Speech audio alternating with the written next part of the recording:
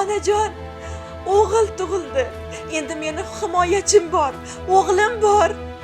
Men yaxshiman, juda ham xursandman deb xursandchiligini onasi bilan bo'lishgandi ona bechora. Afsuski, Yana o'sha gap, tushunyapsizmi? O'chir ovozingni. Nima muammo? Onangiz bizga uyni qoldirmaydi, o'gay singizga beradi. Men o'tiraman bularni.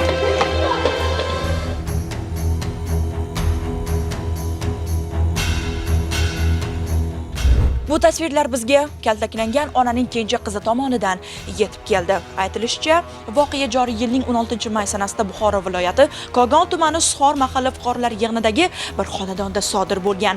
Ayanchli voqeaning natijasini o'zingiz ko'rib turibsiz. Yangam bilan akam onamga suiqasd uyushtirishgan va qasddan badanga juda ham og'ir tan jarohati berishgan, benzin sepib yoqmoqchi ham bo'lishgan. Ikkalasi onamning ahvoli juda ham og'ir. Oxirgi umidimiz sizlardan, oxirgi choramiz sizlar. Qo'llaringizdan kelgancha shu ishni qilganlarning jazosini berishlaringizni so'raymiz. Qonun oldida javob bersin. Essiz ona o'z farzandini, o'g'lini mana shu niyatlarda umid bilan o'stirganmidi? Kelinni qanday orzu-havaslarda xonadoniga olib kelgandi? Mazkur holat yuzasidan Kogon tumani Ichki ishlar bo'limi tomonidan tergovga qadar tekshiruv harakatlari olib borilmoqda.